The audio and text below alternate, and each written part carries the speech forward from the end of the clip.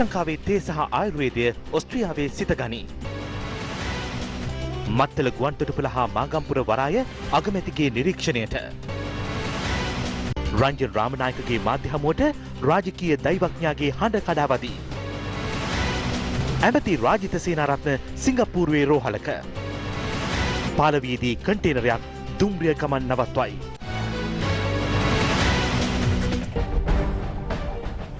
ඔස්ට්‍රියාව වැනි මිත්‍රශීලී රටවල් හා එක්ව දිගු ගමනක් යාම ශ්‍රී ලංකාවේ අපේක්ෂාව බව ජනාධිපති මෛත්‍රීපාල සිරිසේන මහතා අද ඔස්ට්‍රියාවේ හොෆ්බර්ග් ජනාධිපති මන්දිරයේ පැවති මාධ්‍ය හමුවකදී සඳහන් කළා.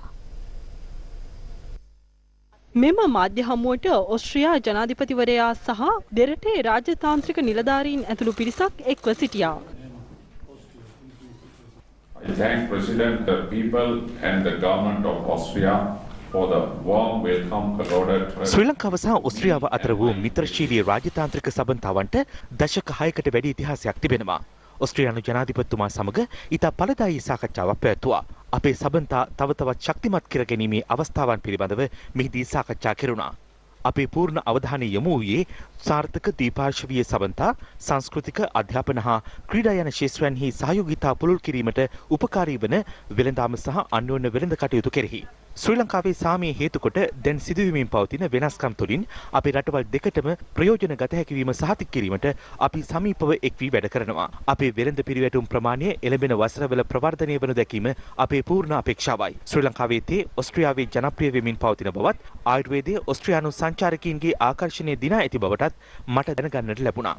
මිත්‍රවරුනි, අවසන් වශයෙන් ඔස්ට්‍රියාවේ නිරන්තර අභිවෘද්ධියත් එහි ජනතාව සඳහා සෞභාග්‍යත් පතන මම අප දෙරට අතර මිත්‍රත්වය දිගුකල් පවතිවායි ප්‍රාර්ථනා කරනවා.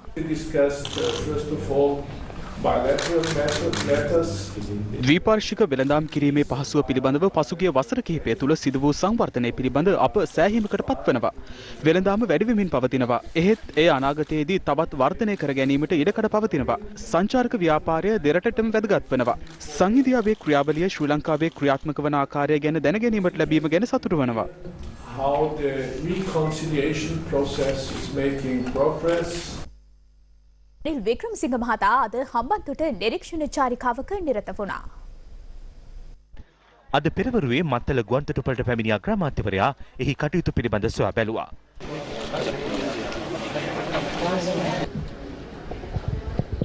අනතුරුව අග්‍රාමාත්‍යවරයා මාගම් රුහුණුපුර වරාය වෙත පැමිණියා.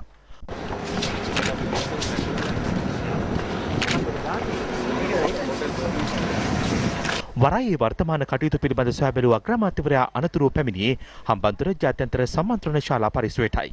එහිදී හම්බන්තොට දිස්ත්‍රික් රාජ්‍ය නිලධාරීන් සමග හම්බන්තොට ඉදිකිරීමට නියමිත සංචාරක පුරවරය පිළිබඳ සාකච්ඡාවක්ද පැවැත්වුණා.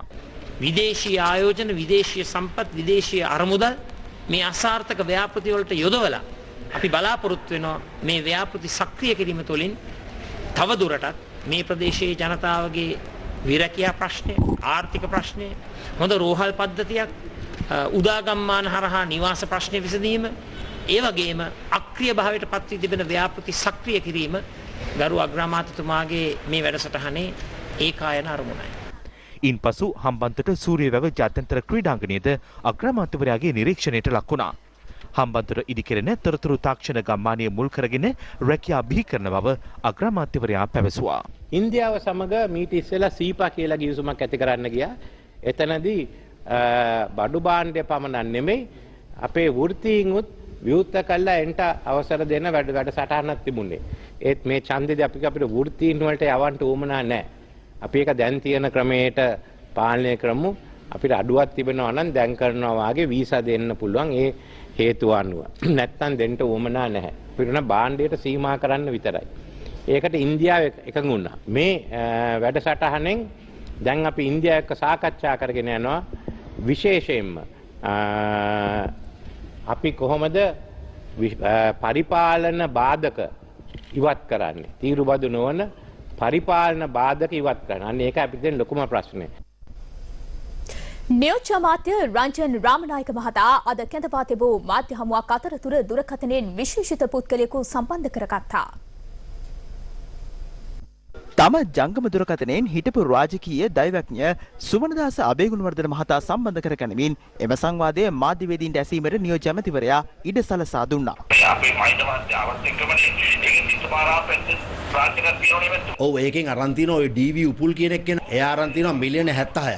ඉතින් හම්බන්තොට පැත්තේ ගොඩක් අය ගාල්ල පැත්තේ අරන් තියෙනවා මිලියන 50 යට සාලින්ද අපේ ඇමතුමා එහෙම මිලියන 50ක් අරන් තියෙනවා.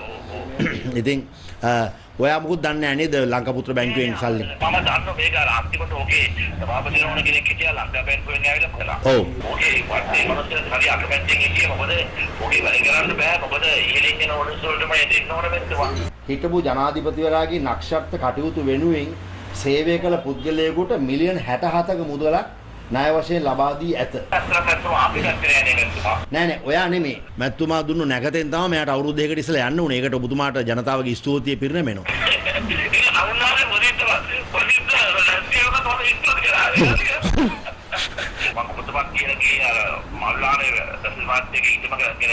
මල්වානේ බැසිල් මහත්තයාගේ ඉඩම ඒකත් වාස්තු කරලා නැකත හැදුවාද?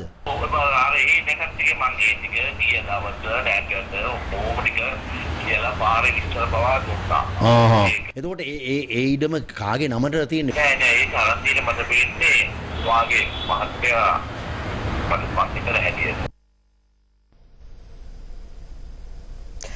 අමාත්‍ය රාජිත සේනාරත්න මහතා ප්‍රතිකාර සඳහා සිංගප්පූරුවේ මවුන්ට් එලිසබෙත් රෝහලට ඇතුළත් කර තිබෙනවා. හදිසි රෝගී තත්ත්වයක් හේතුවෙන් ඊයේ කොළඹ පෞද්ගලික රෝහලකට ඇතුළත් කළ සෞඛ්‍ය හා දේශීය වෛද්‍ය අමාත්‍ය රාජිත සේනාරත්න මහතා අද පෙරවරුවේ සිංගප්පූරුවේ මවුන්ට් එලිසබෙත් රෝහල වෙත රැගෙන ගියා. අමාත්‍යවරයාගේ මාධ්‍ය ඒකකයේ පැවසුවේ රාජිත සේනාරත්න මහතා අද එම රෝහලේදී වෛද්‍ය පරීක්ෂණ කිහිපයකට ලක් කිරීමට නියමිත බවයි. අමාත්‍යවරයාගේ තත්ත්වය බරපතල නැතයිද මාධ්‍ය ඒකකයේ වැඩිදුරටත් සඳහන් කළා. විපක්ෂයේ දේශපාලඥයින් පිරිසක් අද දංකොටුව සිංගක්කුලිය අයනායක මහදේවාලයේ දෙව කන්නලව්වක නිරත වුණා. සිංගක්කුලිය අයනායක මහදේවාලයට පැමිණි පිරිස ප්‍රථමයෙන් දෙවියන්ට පුද පූජා පැවැත්වුවා. විපක්ෂයේ දේශපාලඥයින් පොල් ගැසීම සිදු කළේ ඉන් අනතුරුවයි.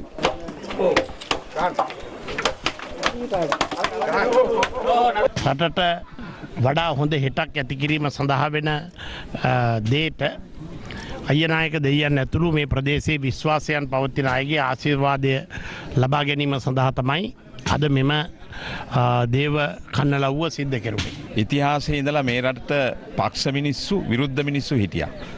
අධිරාජ්‍යවාදීන් මේ රට ආක්‍රමණය කරනකොට ඔවුන්ට පක්ෂ කට්ටිය හිටියා විපක්ෂ කට්ටිය හිටියා. අපි ඉන්නේ විපක්ෂ ගොඩේ. අපිට යන්න තියෙන එකම තැන තමයි අපිට මේ දේවාලයට ඇවිල්ලා අපිට දෙවිවරුන්ගෙන් ඉල්ලන්න වෙනවා. දෙවිවරුන්ගෙන් අපි ඉල්ලනවා මේ රටට සාමය ඒ වගේම ඊර්ෂ්‍යා වෛරී දේශපාලනය නැති කරලා අපිට හොඳ යහපත් රටක් ලබා දෙන්න කියලා තමයි අපි ඉල්ලා සිටින්නේ. බස්නාහිර පළාත් සභා මන්ත්‍රී ජගත් කුමාර මහතාගේ තලවතුගොඩ පිහිටි නිවසට එල්ල වූ ප්‍රහාරය පිළිබඳව සොයා බැලීමට හිටපු ජනාධිපති මහින්ද රාජපක්ෂ මහතා අද පෙරවරුවේ එහි පැමිණියා.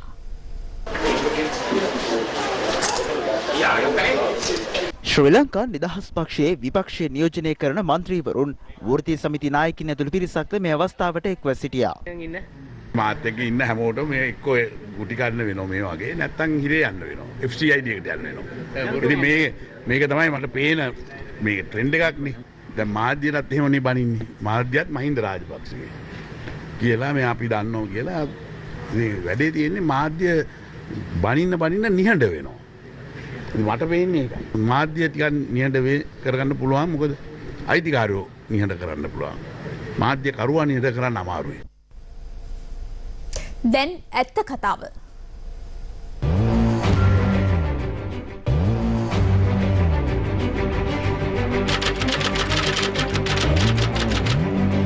කළුතර දිස්ත්‍රික්කයෙන් ශ්‍රී ලංකා නිදහස් පක්ෂයේ නියෝජනය කරන රෝහිත අබේගුණවර්ධන මහතා ප්‍රථම වරට පාර්ලිමේන්තුවට තේරිපත් වූයේ 2001 වසරේදී. පළමු වරට අමාත්‍ය ධුරයක් ලබාගත් 2004 වසරේ සිට 2006 කාලය තුල ඉපි වූ රුපියල් මිලියන 41.1ක් වත්කම් හෙළි නොකිරීම පිළිබඳ අල්ලස් කොමිසමට අවස්ථා කිහිපයකදී පැමිණිලි. අල්ලස් කොමිසමේ කැඳවීම්වලදී විවිධ හේතු මත අල්ලස් කොමිසමෙන් කල්ලිල්ලයි. ජනවාරි මාස 8 වෙනිදා රෝහිත අබේගුණවර්ධනට එරෙහිව අල්ලස් කොමිසම කොළඹ මහ අධිකරණයේ නඩු පවරයි. රෝහිත අබේගුණවර්ධන ඇමතුමා මේ වර එක්ස්කියුස් එකක් හැටියට මෙඩිකල් එකක් දීලා නැහැ මේ පාර සර්පයෙක් ගැහුවයි කියලා. මේ පාර නම් එතුමාටව උසාවියට කැඳලා මට මතකයි මැයි මාසේ නැවත නඩුව කැඳවනවා කියලා තමයි අපපිට එතුමා ඉන්නේ. එතුමාට මේ අල්ලසා දූෂණ කොමිසමේ නඩුව දැම්මේ යහපාලන ආණ්ඩුව නෙමෙයි. මහින්ද රාජපක්ෂ රජය.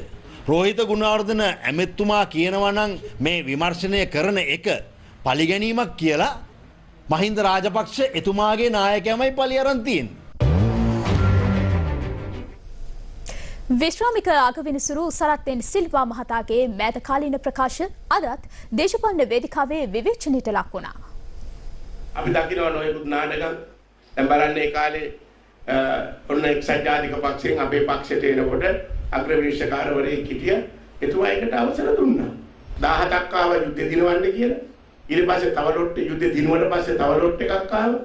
අනේ ඉතින් අපි මොනවද අපි පිටිපස්සට වෙලා ඔවුන්ගේ අදවාත සිබ හිටිය වෙන මොනා කරන්නද? අපි උන් ඇමතිවරු අපි පිටිපස්සේ. ඒ වගේ මේ අග්‍රවිනිශ්චයකාරතුමා මේ පක්ෂේ මේ යුඑන්පියත් විනාශ කළා, මේ රටේ ප්‍රජාතන්ත්‍රවාදී විනාශ කළා. තුමා හිතුවක්කාර තීරණ නොයෙකුත් ඒවා අරගෙන බැරිගේට් සයින් කරන්න කිව්වා. ශබ්ද විකාශන යන්ත්‍ර පන්සලකටවත් දාන්න අපිට ඉඩ දුන්නේ නැහැ. මෙහෙම හිතුවක්කාර නීති අතට ගත්ත අය අද ඒකාධිපතිවාදයට එකතු වෙන්න හදනවා. ළඟේ ජම්මේ හැටියේ. පසුගිය දිනක සරත් සිල්වා මැතිතුමා මේ කටවරද්දා ගැනීම කළා. මද්දුම් බණ්ඩාර කියන්නේ කැප්පිරිපොළ වීරයාණන්ගේ පුතා කියලා පැවසුවේ. මං හිතන්නේ ඔවුන්ට දැන් සරත් සිල්වා මැතිතුමාත් මේ කණ්ඩෝන වුණාම කබරයක් තලගයා වෙන වගේ තත්ත්වයක් තමයි තියෙන්නේ. ඒකාබද්ධ විපක්ෂයේ වටා සිටින 90ක් දෙනා අනිවාර්යයෙන්ම පාර්ලිමේන්තුවට වඩා හිරගෙදරවල් වල සිටිය යුතු අය. හිටපු අග්‍රවිනිශ්චයකාරතුමා සරත් සිල්වා මං හිතන්නේ අංගොඩ රෝහලට ගෙනියන්න ඕන පුද්ගලෙක්. සෙනගක් දැක්කම චූනයක් එනවා, කුක්කු චූනයක් එනවා. දැන් එයා කතා කරන්න ගත්තා. යෝෂිත හොරෙක් නෙවෙයි. යෝෂිතගේ පස්සෙන් CSN ගේ පස්සෙන් යන්න එපා. ඉතින් සරත් සිල්වා මහත්මයාට හෙල්ල පොලයි, කෙපටි පොලයි අඳුරා ගන්න බැරි තත්ත්වයක් ඇති වෙලා තියෙනවා. ඒ වගේම එතුමාට විත්තිකාරයයි පැමිණිලිකාරයයි පටලවගෙන තියෙනවා. එහෙනම් එයා දීපු නඩු තීන්දුව වල දෙයයන්ගෙම පීටයි. ඊට පස්සේ සිරස ආයතනය පටන් ගත්ත කොටින්ගේ සල්ලි වලින් කියලා කිව්වා. සිරස ආයතනය පටන් ගත්තා නම් ඔබතුමා ඒ කාලේ මොකද මේ රටේ අග්‍රවිනිශ්චයකාරතුමා සිරසගේ නඩු කීපයක්ම තිබුණා. ඇයි ඔබතුමාට අරගෙන මේ සල්ලි ගණන් ටික ගේන්න ඕගලන්ට කොටින් සල්ලි ආවා කියලා එදා කතා කරගන්න බැරුණේ? එදායි රජයක් ඇටියට මේවා ක්‍රියාත්මක වෙලා ඒ ස්ටේෂන් එක දෙපාරක් තුන් පාරක් ගිනි තිබ්බ වෙලාවේ ග්‍රෙනේඩ් දාපු වෙලාවේ ඇයි බැරුණේ ආණ්ඩුවට මේක කොටින්ගේ සල්ලි කියලා හොයන්න? අද ඒක හරි දේ කරගෙන යනකොට දැන් ඒ සිරස ආයතනය, ශක්ති ආයතනය, MTV ආයතනය, මහරජා ආයතනයම අද කොටින්ගේ සල්ලි බවට පත් වෙලා තියෙනවා. ඉතින් මේ වගේ අග්‍රවිනිශ්චයකාරතුමෙක් මේ රටේ හිටියයි කියලා කියනවා නම් මං හිතන්නේ කාලෙටත් ඉස්සර පිස්සු ඇදින එක්කෙනෙක් ඇටියට ගිනස් බුක් එකේ මෙයාව දාන්න ඕනේ කියලා මම ඉල්ලා හිටින්නේ. අම්මුතකද පොල් ගැසීම හා දේව කන්නලව්ව ශ්‍රී ලංකාවේ දේශපාලනයට අලුත් දෙයක් නොවේ. දිනෙන් දින කල් යන එක්සත් ජාතික පක්ෂයේ ප්‍රතිසංවිධාන කඩිනම් කරන්නයි ඉල්ලා දෙහිඅත්ත කණ්ඩේදී දේව කන්නලව්වක්. මහින්ද රාජපක්ෂ සමයේ දූෂණ වංචා තුරන් කරමින් රට සෞභාග්‍ය කරා රැගෙන යාමට අවස්ථාව උදා වේවායි ප්‍රාර්ථනා කරමින් මහනුවර නාථ දේවාලයේදී දේව කන්නලව්වක්.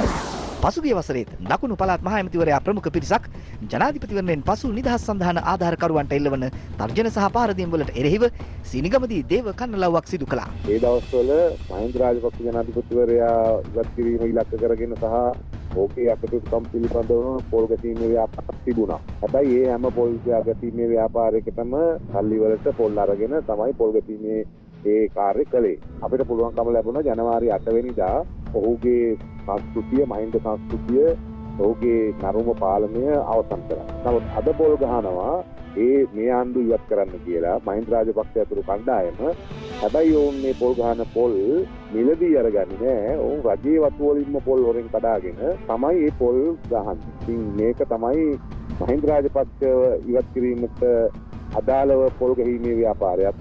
ඒ වගේම මහින්ද රාජපක්ෂ ඇතුළු කණ්ඩායම අද මේ ආණ්ඩුව ඉවත් කිරීම ඉලක්ක කරගෙන කරනු ලබන පොල් ගැනීමේ ව්‍යාපාරයත් අතර තිබෙන වෙනස. එදා මිලදී අරගෙන පොල් ගැහුවා. අද හොරෙන් පොල් කඩලා ඒ පොල් ගහනවා. විපක්ෂයේ පොල් ගැසීම හා දේවකන්නලව් රැල්ල අදත් දේශපාලන වේදිකාවේ කතාබහට ලක් වූ මාතෘකාවක් වුණා. රටේ ජනතාව ආන්න පටන් ගත්තා. ඇයි මේ පුරුවල? දැන් මේ වහල්ලගෙන යනකොට කීයද?